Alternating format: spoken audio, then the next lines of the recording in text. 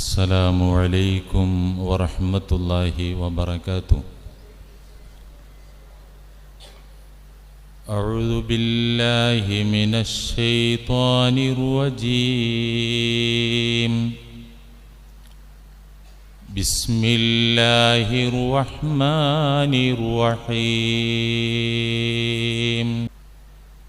الله الذي خلقكم من ضعف ثم جعل من بعد ضعف قوة ثم جعل من بعد قوة ضعفا وشيبا يخلق ما يشاء وهو العليم القدير. صدق الله مولانا العظيم. إنما أنا لكم مثل الوالد أعلمكم صدق رسوله الأمين.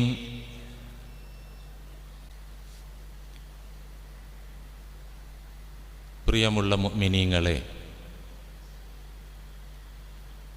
സ്വഭാവ സംസ്കരണമെന്ന വിഷയമായിരുന്നു ആഴ്ചകളോളം നീണ്ടു നിൽക്കുന്ന വിധത്തിൽ നമ്മളിവിടെ സംസാരിച്ചത് നിങ്ങൾ കേട്ടത്. ഒരാളുടെ സ്വഭാവത്തിൽ മാറ്റം വരുത്താനാകുമോ? ആകുമെങ്കിൽ അതെങ്ങനെ സാധ്യമാകും? ദുസ്വഭാവികൾ എങ്ങനെ സൽസ്വഭാവികളായി മാറും? ദുനിയാവിലും ആഖിറത്തിലും വിജയം കൈവരിക്കാൻ ഉതകും വിധത്തിലുള്ള മഹിതമായ നിർമ്മലമായ സ്വഭാവം സ്ഥാപിച്ചെടുക്കാൻ എന്തൊക്കെയാണ് മാർഗം? ഇതായിരുന്നു നമ്മൾ അന്വേഷിച്ചു കൊണ്ടിരുന്നത്, പറഞ്ഞുകൊണ്ടിരുന്നത്.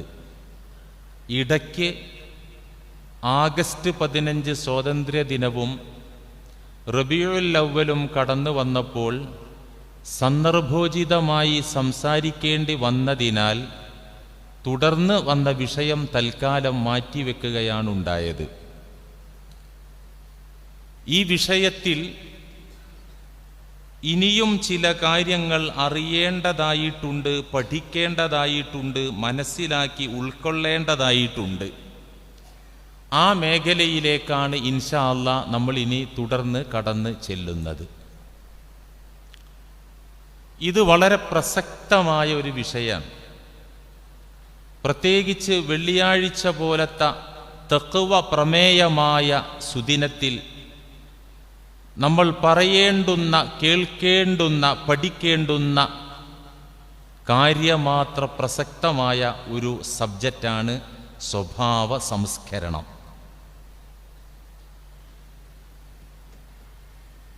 മനുഷ്യരായ നമ്മൾ ശരീരവും ആത്മാവും ചേർന്ന പടപ്പുകളാണ്, സൃഷ്ടികളാണ്. അല്ലെങ്കിൽ ശരീരവും മനസ്സും ചേർന്നതാണ് നമ്മൾ. ഇപ്പോൾ കുറേ ആലോചിക്കേണ്ട കാര്യമൊന്നുമില്ല, നമുക്കറിയാം. തടിയുണ്ട്, ഇതിനകത്തൊരു റൂഹും മനസ്സൊക്കെ ഉണ്ട് എന്ന് എല്ലാവർക്കും അറിയാം. ഈ ശരീരവും മനസ്സും രണ്ടും ശരിയായാൽ മാത്രമാണ് സൗഖ്യ ജീവിതം സാധ്യമാവുക, ജീവിത വിജയം കൈവരിക്കാനാവുക. ശരീരവും ഫിറ്റാകണം, മനസ്സും ക്ലിയറാകണം. ഇത് രണ്ടും ഓക്കെ ആയാലാണ് ഒരാളെ ജീവിത വിജയം കരഗതമാകുന്നത്. ഏതെങ്കിലും ഒന്ന് വീക്കായാലോ? ഉദാഹരണം, ശരീരം ഫിറ്റാണ്, നല്ല ആരോഗ്യവും കരുത്തുമുണ്ട്, മനസ്സൊരു ക്രൂരജന്തുവിൻ്റെ മനസ്സാണ്. ഒരു ഓപ്ഷൻ അതാണല്ലോ. ശരീരം നല്ല ഓക്കെയാണ്, നല്ല കരുത്തുണ്ട്, മനസ്സ് വൃത്തികെട്ട മാലിന്യങ്ങൾ നിറഞ്ഞ ഹിംസ്രജന്തുവിൻ്റെ മനസ്സാണ്. ഇങ്ങനെയുള്ള ആളാണെങ്കിൽ ആ ആളെ കൊണ്ട് വീട്ടുകാരും കുത്തുപാളയെടുക്കും, നാട്ടുകാരും കഷ്ടപ്പെടും. വീട്ടുകാരും നാട്ടുകാരും മാത്രമല്ല, ആ വ്യക്തി തന്നെ മുടിഞ്ഞു പോകും, കഷ്ടപ്പെട്ടു പോകും. കാരണം ആരും എന്ത് ചെയ്യാനും ധൈര്യം ആരോഗ്യമുണ്ട്, എന്നാലോ മനസ്സ് വളരെ വൃത്തികേടുമാണ്. ജനങ്ങൾക്കൊക്കെ ഉപദ്രവകാരിയായി മാറുന്ന, ശല്യക്കാരനായി മാറുന്ന ഈ വ്യക്തിയെ അള്ളാഹുവും റസൂലും വെറുക്കും. അതോടെ ആ മനുഷ്യന്റെ ദുന്യാവും ആഖിറവും ഹസിറ, തോറ്റുപോകും. അള്ളാഹു കാക്കട്ടെ. ആരോഗ്യമുണ്ട്, മനസ്സ് മോശമായ അവസ്ഥയാണ് ഇപ്പം ഈ പറഞ്ഞത്. ഇനിയിപ്പോൾ നേരെ തിരിച്ച് അതിൻ്റെ ഓപ്പോസിറ്റ്, ശരീരം വീക്കാണ്, നിത്യരോഗിയാണ്, അവശനാണ്, വയ്യായിക എപ്പോഴും ഉണ്ട്, ക്ഷീണാണ്. മനസ്സ് നിർമ്മലമാണ്, കരുത്തുള്ള മനസ്സാണ്, സൽസ്വഭാവങ്ങൾ നിറഞ്ഞ മനസ്സാണ്. ആള് ശാരീരികമായി വീക്കാണെങ്കിലും മാനസികമായി എല്ലാം ക്ലിയറാണ്. ഇത് ആദ്യം പറഞ്ഞ ആളെപ്പോഴല്ലേ അല്ല, ഉത്തമനായ മനുഷ്യനാണ് അദ്ദേഹം. എങ്കിലും സൽക്കർമ്മങ്ങളിൽ വ്യാപൃതനാകാൻ ആ മനുഷ്യനെ കൊണ്ട് സാധിക്കില്ല. ആരാധനാനുഷ്ഠാനങ്ങൾ കൃത്യമായി അതിൻ്റെ മുറപ്രകാരം നിർവഹിക്കാൻ കഴിഞ്ഞുകൊള്ളണമെന്നില്ല. സമൂഹത്തെ സേവിക്കാനും നന്മകളിലേക്ക് മുന്നിട്ടിറങ്ങാനും ആ മനുഷ്യന്റെ ശരീരം അനുവദിക്കാത്ത കാരണത്താൽ അത്തരം സൽക്കർമ്മങ്ങൾക്ക് ആ മനുഷ്യന് സാധിക്കില്ല. അതൊരു കുറവ് തന്നെ. എനിക്കിപ്പോൾ നല്ല മനസ്സുണ്ടായിട്ട് കാര്യമില്ലല്ലോ. ആ മനസ്സിനനുസരിച്ച് പ്രവർത്തിക്കാനുള്ള തടിയും സാഹചര്യവും ഇല്ലെങ്കിൽ മനസ്സ് നല്ല തന്നെ, അതിന് മാർക്കുണ്ട്. അവിടെയാണ് പരിശുദ്ധ ദീനുൽ ഇസ്ലാം പറയുന്നത്, ഏറ്റവും അല്ലാഹുവിനിഷ്ടം ആരോഗ്യവും കരുത്തുമുള്ള സൽസ്വഭാവികളായ മുഅ്മിനീങ്ങളെയാണ്. സ്വഹീഹ് മുസ്ലിമിൽ കാണാം, ഖാല റസൂലുള്ളാഹി സ്വല്ലല്ലാഹു അലൈഹി വസല്ലം അൽ മുഅ്മിനുൽ ഖവിയ്യു,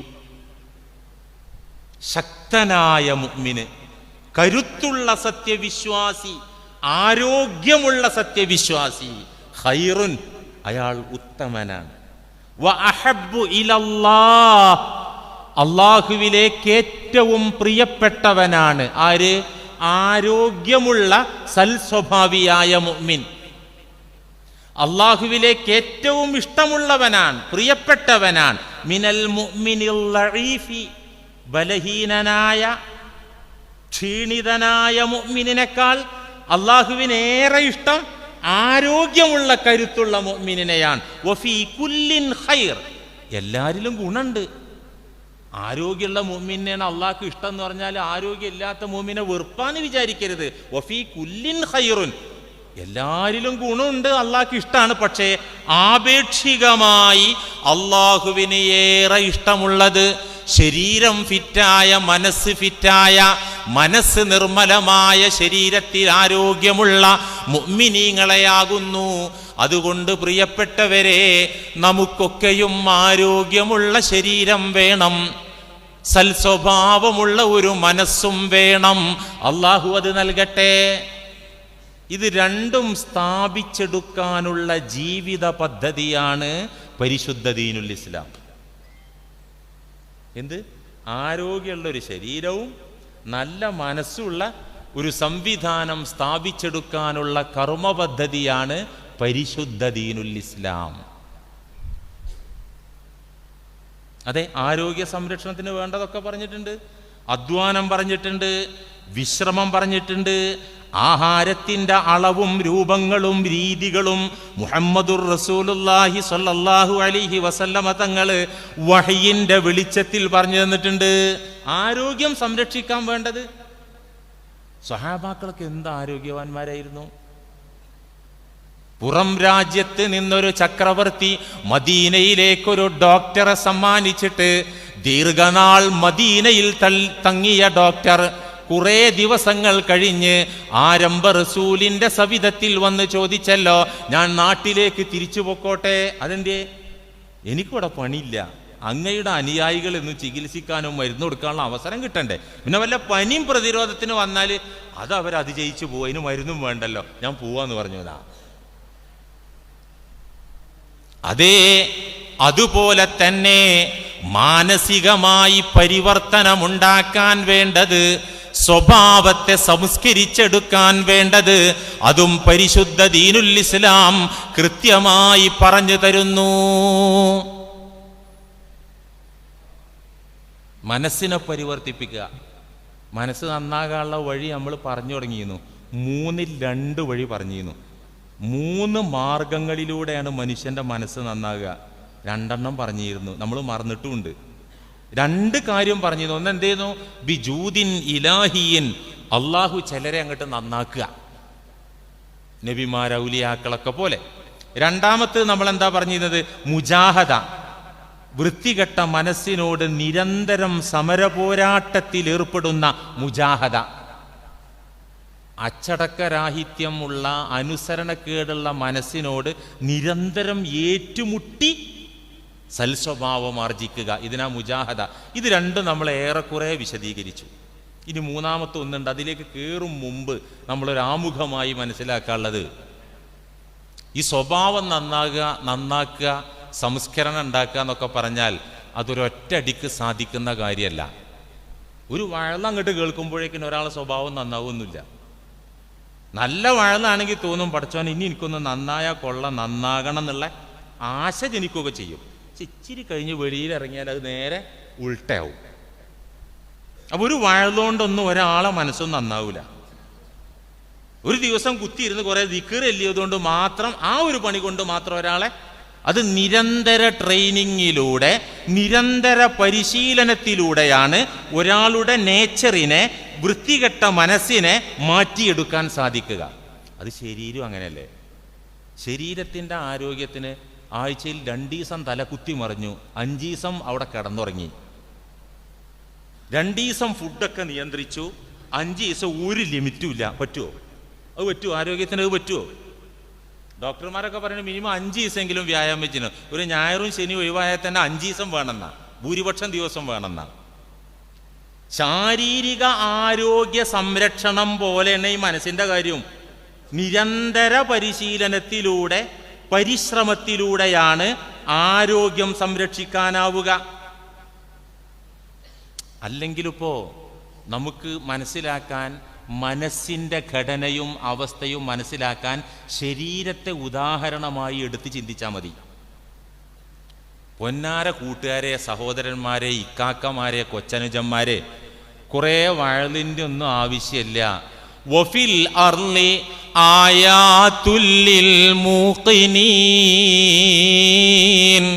വഫീ അൻഫുസികും അഫലാ തുബ്സിറൂൻ. പരിശുദ്ധ ഖുർആൻ. വഫിൽ അർളി, ഈ ഉരുണ്ട ഭൂമിയിൽ, പ്രവിശാലമായ ഭൂമിയിലുണ്ട്, ആയാത്തുൻ, എമ്പാടും ദൃഷ്ടാന്തങ്ങളുണ്ട്, ലിൽ മൂഖിനീൻ, ദൃഢവിശ്വാസികൾക്ക് വേണ്ട പാഠം ഈ ഭൂമിയിൽ നിന്ന്, പ്രകൃതിയിൽ നിന്ന്, പ്രപഞ്ചത്തിൽ നിന്ന് പഠിക്കാനുണ്ട്. വായിക്കാനുള്ള ആയത്തുണ്ട് ഈ ഭൂമിയിൽ. ഈ പള്ളി ഒരു ആയത്താണ്, ഈ മൈക്കൊരായത്താണ്, ഈ കാർപ്പറ്റ് ഒരായത്താണ്, ഇരിക്കുന്ന നിൽക്കുന്ന നമ്മളൊക്കെയും ആയത്താണ്. വെളിയിലേക്ക് ഇറങ്ങിയാൽ ആ പള്ളിപ്പറമ്പിലെ മീസാൻ കല്ലുകൾ ആയത്താണ്, ഖബറുകളായത്താൻ, അവിടത്തെ പുൽക്കൊടികളായത്താൻ, മണൽ തരികളായത്താൻ. എന്തിനധികം വഫീ അൻഫുസികും അഫലാ തുബ്സിറൂൻ, നിങ്ങളിൽ തന്നെയുണ്ട് ആയത്ത്. അല്ലാഹ് പറയാ. അപ്പോൾ നമ്മൾ നമ്മുടെ ഈ ശരീരവും മനസ്സും ചിന്തിച്ചാൽ മതി, കുറെ വഴല് വേണ്ട. വഫീ അൻഫുസികും അഫലാ തുബ്സിറൂൻ, നിങ്ങളിൽ എന്താ ചിന്തിക്കാത്തത്? നിങ്ങളിൽ തന്നെ അള്ളാഹുവിൻ്റെ ആയാത്തുകളുണ്ട്, ദൃഷ്ടാന്തങ്ങളുണ്ട്. അഫലാ തുബ്സിറൂൻ, എന്താ നിങ്ങൾ കാണാത്തത്? എന്താ നിങ്ങൾ ചിന്തിക്കാത്തത്? അള്ളാഹു ചോദിക്കുകയാണ്. അപ്പൊ ശരീരം പോലെ തന്നെ മനസ്സിൻ്റെ ഏതാണ്ട് അവസ്ഥ. ശരീരം എന്ന് പറഞ്ഞാൽ നേച്ചറിൽ അത് ആരോഗ്യമുള്ള അവസ്ഥയിലാണ് അള്ളാഹു അതിനെ സംവിധാനിച്ചത്.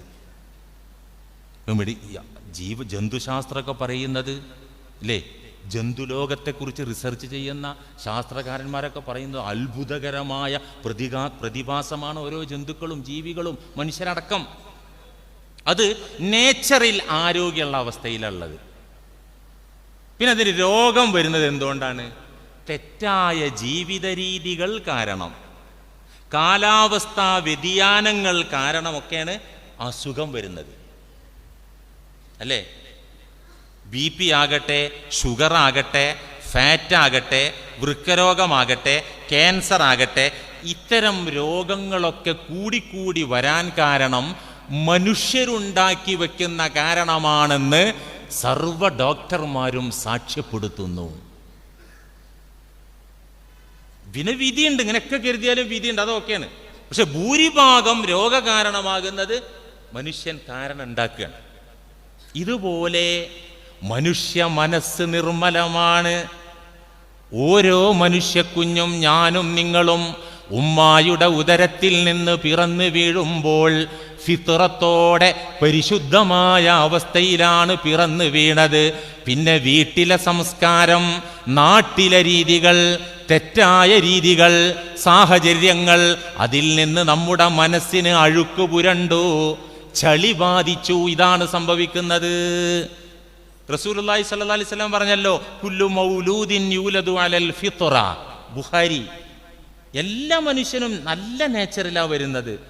ആ മനുഷ്യന്റെ സാഹചര്യങ്ങളാണ് ആ മനുഷ്യന്റെ നേച്ചറിൽ മാലിന്യം ഉണ്ടാക്കുന്നത്. ആ സാഹചര്യങ്ങളിലൂടെയാണ് കറ പുരണ്ടു പോകുന്നത് മനസ്സിൽ എന്ന് മുഹമ്മദുർ റസൂലുള്ളാഹി. അതുകൊണ്ട് നമ്മളെന്താ വേണ്ടത്? നമ്മുടെ സ്വഭാവം നന്നാകാൻ എന്താ വേണ്ടത്? മനസ്സിന് കറ പിടിക്കുന്ന സാഹചര്യങ്ങളിൽ നിന്ന്, മനസ്സിനെ മലിനമാക്കുന്ന സാഹചര്യങ്ങളിൽ നിന്ന്, സംസ്കാരങ്ങളിൽ നിന്ന്, കൂട്ടുകെട്ടുകളിൽ നിന്ന് നമ്മൾ മാറി നിൽക്കുകയും നമ്മുടെ മക്കളെ മാറ്റി നിർത്തുകയും വേണം. എന്ന് മാത്രമല്ല, ശരീരത്തിൻ്റെ വളർച്ച പോലെയാണ് മനസ്സിൻ്റെയും വളർച്ച. ഞാൻ ഇപ്പോൾ ഈ പറയുന്നത് എന്തറിയോ? മനസ്സ് നന്നാക്കണം എന്ന്. ഇപ്പം ഇന്നത്തെ ഒരു വഴുത് കേട്ട് നാളെ എൻ്റെതും നന്നാവില്ല, നിങ്ങളതും നന്നാവില്ല. അതിന് ഇസ്ലാം ഖദ് അഫ്ലഹ മൻ സക്കാഹ ഖദ് അഫ്ലഹ മൻ തസക്ക എന്നൊക്കെ പറഞ്ഞ ആ തെസ്കിയത്ത് എന്ന് പറഞ്ഞൊരു സാധനമുണ്ട്. എന്താ തെസ്കിയത്ത്? ആത്മസംസ്കരണം. അതെന്താ തെസ്കിയത്ത് ക്യാമ്പ് എന്നും പറഞ്ഞിട്ട് കുറേ ദിക്ർ ചൊല്ലിക്കുക, ഖുർആൻ ഓദിക്കുക, വഴുതറിയാം. അതുകൊണ്ടൊന്നും തെസ്കിയത്ത് നടക്കൂല. ഞാനും നിങ്ങളും തനിയെ അധ്വാനിച്ച് നേടിയെടുക്കേണ്ട ഒരു പ്രക്രിയയാണ് തെസ്കിയത്ത്. ശരീരത്തിന്റെ വളർച്ച പോലെയാണ് മനസ്സിന്റെയും വളർച്ച. ശരീരം എങ്ങനെ വളരുന്നത്? മാനവ മക്കൾ പിറന്നു വീഴുമ്പോൾ എന്തിനാണ് സാധിക്കുന്നത്? ഒന്നിനും കഴിയില്ല. കണ്ണിറുക്കിക്കൊണ്ട് കൈകൾ ചുരുട്ടി കരയാനല്ലാതെ ഒരു മനുഷ്യ കുഞ്ഞിന് ഒന്നിനും സാധ്യമേ അല്ല. എന്നാൽ കോഴിക്കുഞ്ഞോ, പശുക്കിടാവോ, ആട്ടിൻകുട്ടിയോ സ്വയം ആഹരിക്കാൻ കഴിയും, ശത്രുക്കളിൽ നിന്ന് ഓടാൻ പറ്റും, മുട്ടേന്ന് വിരിഞ്ഞാൽ മതി കോഴിക്കുഞ്ഞ്. മനുഷ്യക്കുഞ്ഞോ ഇതിനെ പറ്റുള്ളൂ, കൈ ഇറുക്കി വെച്ചിട്ട് കരയാൻ പറ്റും. എന്തിനാ കൈ ഇറുക്കിയത്? കൈ ചുരുട്ടി കൂട്ടിയത് എന്തിനാ? ഇമാം അലി ഇബ്നു അബി ത്വാലിബ് കറമല്ലാഹു വജ്ഹഹു തങ്ങളുടെ കാവ്യ സമാഹാരത്തിൽ ദീവാനിൽ കാണാം, വഫീ ഖബ്ലി കഫി ത്വിഫ്ലി ഇൻദാ വലാദിഹി ദലീലുൻ അലൽ ഹിർസിൽ മുറക്കബി ഫിൽ ഹയ്യി. നവജാത ശിശുവിൻ്റെ പിറന്നു വീണ കുഞ്ഞിൻ്റെ അല്ലെങ്കിൽ കൊച്ചു കുഞ്ഞിൻ്റെ കൈകൾ ചുരുട്ടിക്കൂട്ടി വെച്ചത് ദലീലുൻ തെളിവാണ്, അടയാളമാണ്. എന്തിൻ്റെ അടയാളം? അലൽ ഹിർസിൽ മുറക്കബി ഫിൽ ഹയ്യി, ജീവിതത്തിൽ വരാനിരിക്കുന്ന ആർത്തിയുടെ അടയാളമാണ്. ദേ ഞാൻ വെട്ടിപ്പിടിക്കാൻ വന്നതാണ്, ഞാൻ പിടിച്ചടക്കാൻ വന്നതാണ്, എൻ്റെ ആഗ്രഹങ്ങളെ കൈയടക്കാൻ വന്നതാണ് എന്നതിൻ്റെ ദലീലാണ്, തെളിവാണ് ഈ കൈ. എന്നിട്ടോ വഫീ ബസ്തിഹാ ഇൻദൽ മമാതി മവാഇലു അലാ ഫൻളുറൂനി ഖദ് ഖറജ്തു ബിലാ ശൈഇ. ഓരോരുത്തരും പറന്നു വീഴുമ്പോൾ അങ്ങനെ ചുരുട്ടിപ്പിടിച്ച് വരുന്നവര് വഫീ ബസ്തിഹാ ഇൻദൽ മമാത്, മരിക്കണ നേരത്തെ അത് നിവർത്തും, അല്ലേ? മരിക്കണ നേരത്തൊക്കെ നിവർന്നാണ് വരിക. കണ്ണ് നിവരും, കയ്യും കാലൊക്കെ നിവരും.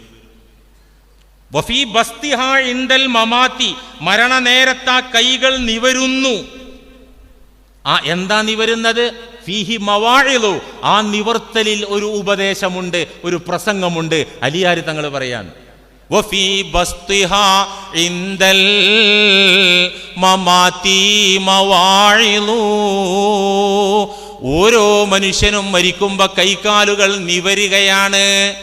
ഈ കൈകൾ നിവർത്തി വെച്ചത് ഒരു വഅളാണ്, ഒരു ഉപദേശമാണ്. എന്താ ഉപദേശം? അലാ ഫൻളുറൂനി ഖദ് ഖറജ്തു ബിലാ ശൈഇ. അലാ, അറിഞ്ഞോളണം ആലോകരെ, ജീവിച്ചിരിക്കുന്ന മനുഷ്യരെ, ഉറ്റവരെ, ഉടയവരെ, നാട്ടുകാരെ, അയൽക്കാരെ, സുഹൃത്തുക്കളെ അറിയണം. ഫൻളുറൂനി, നിങ്ങൾ എന്നെ നോക്കൂ. ഖദ് ഖറജ്തു ബിലാ ശൈഇ, ഞാൻ കുറേ ഉണ്ടാക്കിയിട്ടുണ്ട്, അധ്വാനിച്ചിട്ടുണ്ട്, സമ്പാദിച്ചിട്ടുണ്ട്. ഞാനിതാ പോകുന്നു വെറും കൈയോടെ, ഞാൻ ഒന്നുമില്ലാതെ പോവാണ് എന്ന് ആ കൈകൾ വഴുതു പറയാണെന്ന് അലിയാർ തങ്ങൾ. അപ്പൊ ഞാൻ പറഞ്ഞു വന്നത്, ഈ കുഞ്ഞിന് ഈ പണി അറിയുള്ളൂ, ഇതിനപ്പുറത്തൊന്നും അറിയില്ല. ഇതാണ് സൂറത്തുർ റൂമിൽ അള്ളാഹു പറഞ്ഞത്, അല്ലാഹുല്ലദീ ഖലഖകും മിൻ ലഅഫ്. അള്ളാഹ് ആരാന്നറിയോ? ഖലഖകും, നിങ്ങളെ പടച്ചവനാ. എവിടുന്ന് പടച്ചു? മിൻ ലഅഫിൻ, ദുർബലമായ അവസ്ഥയിൽ നിന്ന് പടച്ചവനാണ്. അല്ലേ? നമ്മൾ എവിടുന്നാ വന്നത്? നമ്മൾ ആദ്യത്തെ അവസ്ഥ എന്തായിരുന്നു?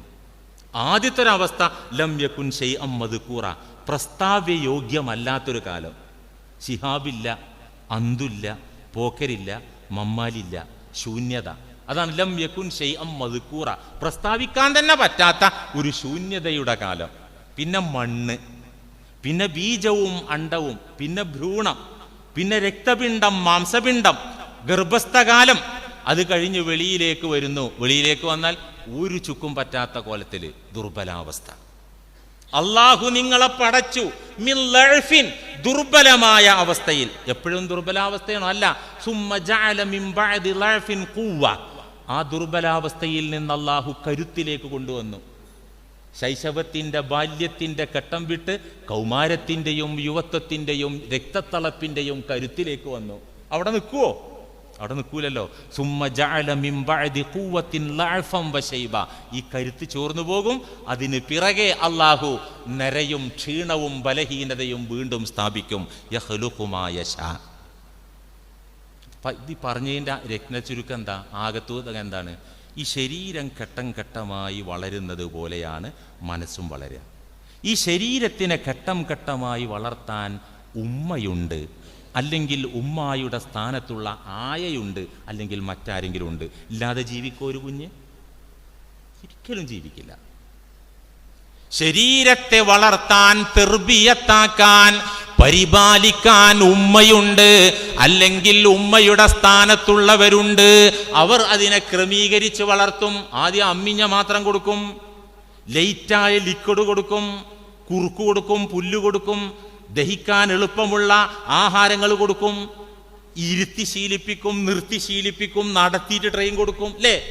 ഇങ്ങനെയാണ് ഈ മനുഷ്യ കുഞ്ഞിനെ ട്രെയിനിങ് കൊടുത്ത് ശാരീരിക വളർച്ച നടത്തുന്നത്. ഇതിന് ഉമ്മയും ആയയും പകരക്കാരും വരുമ്പോൾ ഫിത്രത്തായ പരിശുദ്ധ മനസ്സിനെ വളർത്താൻ ആരാ വരുന്നത്? മുഹമ്മദുർ റസൂലുള്ളാഹി സ്വല്ലല്ലാഹി അലൈഹി വസല്ലം. അതാണ് ഉമ്മാൻ്റെ ഉപ്പാൻ്റെ കുഞ്ഞിൻ്റെ എല്ലാവരെയും മനസ്സിനെ തെർബിയത്താക്കുന്ന ഗുരുനാഥനാണ്, അല്ല പിതാവാണ്, അല്ല മാതാവാണ് മുഹമ്മദുർ റസൂലുള്ളാഹി. അവിടുന്ന് പറഞ്ഞല്ലോ, ഇന്നമാ അനലക്കും മിസ്ലുൽ വാലിദി. അല്ലയോ മക്കളെ, അല്ലയോ മുസ്ലിം ഉമ്മത്തെ, ഞാൻ നിങ്ങൾക്ക് ആരാന്നറിയോ? ഞാൻ കേവലം ഒരു ദൈവദൂതനായി നിങ്ങൾ വിചാരിക്കണ്ട, ഒരു നബിയായിട്ട് നിങ്ങൾ കരുതണ്ട, കേവലം ഒരു റസൂലായിട്ട് നിങ്ങൾ എന്നെ വിലയിരുത്തണ്ട. ഇന്നമാ അനലക്കും, തീർച്ചയായിട്ടും ഞാൻ നിങ്ങൾക്കുള്ളത് മിസ്ലുൽ വാലിദി, നിങ്ങളെ ഉമ്മച്ചിയെ പോലെയാണ്, അല്ലെങ്കിൽ വാപ്പച്ചിയെ പോലെയാണ്. വാലിദ് എന്ന് രണ്ടിനും പറയും, ഉമ്മാക്കും ഉപ്പാക്കും പറയും വാലിദ് എന്ന് അറബിയിൽ. ഞാൻ നിങ്ങളെ ഉമ്മച്ചിയെപ്പോലെ, വാപ്പച്ചിയെപ്പോലെ, ഉഅല്ലിമുക്കും, നിങ്ങൾക്ക് വേണ്ടതൊക്കെയും പകർന്നു തന്ന്, നിങ്ങളുടെ പേരന്റായി, നിങ്ങളുടെ സംരക്ഷകനായി, പെറ്റുമ്മയായി, പോറ്റുപ്പയായി ഞാൻ നിങ്ങൾക്ക് വേണ്ടതൊക്കെ പകർന്നു തന്നുകൊണ്ടിരിക്കുന്നു. ഇതാണ് മൂന്നാമത്തെ മാർഗം. മനസ്സ് നന്നാക്കാനുള്ള മൂന്നാമത്തെ മാർഗം മുഹമ്മദുർ റസൂലുള്ളാഹി സ്വല്ലല്ലാഹു അലൈഹി വസല്ലമ തങ്ങളുമായിട്ട് കണക്ഷൻ കിട്ടുക, ബന്ധം സ്ഥാപിക്കുക.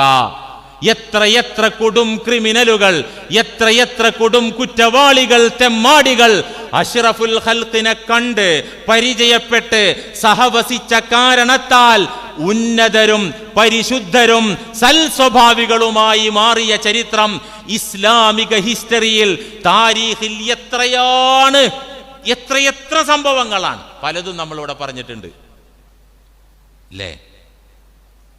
മൂന്നാമത്തെ മാർഗം, ഒന്നാമത്തെ പറഞ്ഞാൽ ഗിഫ്റ്റ് ആയിട്ട് കിട്ടണം. നമ്മൾ നബി ആയിട്ടുമില്ല, തങ്ങളായിട്ടുമില്ല, ഔലിയായിട്ടുമില്ല, നമ്മൾ അല്ലാഹ് ആക്കിയിട്ടുമില്ല. രണ്ടാമത്തെ എന്ത് ചെയ്യുന്നു? കഠിനമായ സ്വന്തത്തോടുള്ള യുദ്ധം. അതൊക്കെ കുറച്ച് പണിയാണ്. അള്ളാഹിന്റെ തൗഫീഖ് കൊണ്ടല്ലാതെ ആ യുദ്ധം കൊണ്ടൊന്നും കഴിച്ചിലാവില്ല. മൂന്നാമത്തെ എനിക്കും നിങ്ങൾക്കൊക്കെ പറ്റുന്ന വഴിയാണ് മുഹമ്മദുർ റസൂലുള്ളാഹി സ്വല്ലല്ലാഹു അലൈഹി വസല്ലമ തങ്ങളുമായിട്ട് ബന്ധം സ്ഥാപിക്കുക. അതിപ്പോ എങ്ങനെ? നമ്മൾ 6-ാം നൂറ്റാണ്ടിലല്ലല്ലോ, 21-ാം നൂറ്റാണ്ടിലല്ലേ. സ്വഹാബാക്കൾക്ക് കാണാനായിരുന്നു, ചാരത്ത് ചെല്ലാനായിരുന്നു, സഹവസിക്കാൻ സാധിച്ചിരുന്നു, തിരുമൊഴികൾ കേൾക്കാനായിരുന്നു, തിരുജീവിതം പകർത്താനായിരുന്നു. നമുക്കതിനാവില്ലല്ലോ. സ്വഹാബാക്കൾക്ക് ആവുന്നത് പോലെ ആയതുപോലെ നമ്മൾക്കാവൂല, സത്യമാണ്. പക്ഷേ ഓപ്ഷനുണ്ട്. ഓപ്ഷൻ ഇല്ലാതിരിക്കാൻ പറ്റുമോ? ഞാനും നിങ്ങളും ഇപ്പോൾ ഷഹാദത്ത് കലിമ മൊഴിയുന്ന എന്താ? അഷ്ഹദു അല്ലാ ഇലാഹ ഇല്ലല്ലാഹ് അഷ്ഹദു അന്ന മുഹമ്മദുർ റസൂലുള്ളാഹ് അല്ലേ. അള്ളാഹുവിൻ്റെ തിരുദൂതരായി മുഹമ്മദുർ റസൂലുള്ളാഹിനെ ഞാൻ അംഗീകരിക്കുകയും സാക്ഷ്യപ്പെടുത്തുകയും ചെയ്തിട്ടുണ്ടെന്നാ. ഇന്നും ലീഡർ മുഹമ്മദുർ റസൂലുള്ളാഹിയാണ്. നാളെയും അവിടെ നിന്നാണ്, ഖിയാമത്ത് നാളിൻ്റെ തലേ ദിവസവും അവിടെ നിന്നാണ് ലീഡർ. എങ്ങനെയാണ് ആ ലീഡറെ കിട്ടുക? എങ്ങനെയാണ് ആ റസൂലായിട്ട് ബന്ധം സ്ഥാപിക്കുക? അതാണ് ഇനി നമ്മൾ പഠിക്കേണ്ടത്. നമ്മൾ ബുഖാരി വായിച്ചാൽ നടക്കൂലത്. ബുഖാരിയൊക്കെ 3-ാം നൂറ്റാണ്ടിലുണ്ടായത്, മുസ്ലിമും 3-ാം നൂറ്റാണ്ടിലുണ്ടായത്. റസൂലുള്ള വഫാത്തായിട്ട് നൂറ്റാണ്ട് കഴിഞ്ഞിട്ടാണ് ഇതൊക്കെ ഉണ്ടായത്. അപ്പോൾ ഇതിൻ്റെ ഇടയ്ക്കുള്ള ആൾക്കാർക്കൊന്നും റസൂലുള്ളാഹിനെ പരിചയമില്ലായിരുന്നോ? ഇങ്ങനെ ഒരു പരിചയപ്പെട്ടത് പലരും തെറ്റിദ്ധരിച്ചു. ഇവിടത്തെ ബിദഇകൾ, ഇവിടത്തെ വിഘടനവാദികൾ, നവീനവാദികൾ, ഇസ്ലാമിൽ പുതിയത് കടത്തിക്കൂട്ടിയ ടീംസ്, അവരൊക്കെ പറയുന്ന എന്താറിയോ? അള്ളാഹുവിന്റെ റസൂലിനെ പരിചയപ്പെടാൻ ബുഖാരി വായിച്ചോ, മുസ്ലിം വായിച്ചോ, തുർമുദി വായിച്ചോ, ഇബ്നു മാജ വായിച്ചോ, സ്വഹീഹായ ഹദീസ് വായിച്ചോ. താബികൾക്ക് ഇങ്ങനെ വായിക്കാൻ കിതാബ് കിട്ടിയിരുന്നോ? ഇല്ല. പിന്നെ എങ്ങനെ അവർ റസൂലുള്ളാഹിനെ പരിചയപ്പെട്ടത്? ഈ ക്വസ്റ്റ്യനുള്ള ആൻസറാണ് നമ്മൾ കണ്ടെത്തേണ്ടത്. അതിലൂടെ നമുക്ക് നന്നാവാൻ പറ്റുക. ഇൻഷാ അല്ലാഹ് അടുത്ത ആഴ്ച ആ 3-ാമത്തെ മാർഗം മുഹമ്മദുർ റസൂലുള്ളാഹി സ്വല്ലല്ലാഹി അലൈഹി വസല്ലമ തങ്ങളുമായിട്ടുള്ള ബന്ധം, അത് നമുക്ക് നിർബന്ധം. ആ ദേഹവിയോഗേ നടന്നിട്ടുള്ളൂ.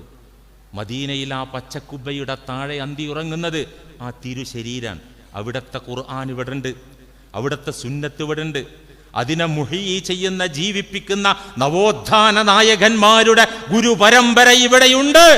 അതിലൂടെ അഷ്റഫുൽ ഖൽഖിനെ പരിചയപ്പെടാനും അടുത്തറിയാനും അവിടുത്തെ ഉമ്മത്തിൽ മെമ്പർഷിപ്പ് എടുക്കാനും നമുക്ക് സാധിക്കും. അതെങ്ങനെ എന്ന് നമുക്ക് വിശദീകരിക്കാം. അല്ലാഹു തൗഫീഖ് നൽകട്ടെ.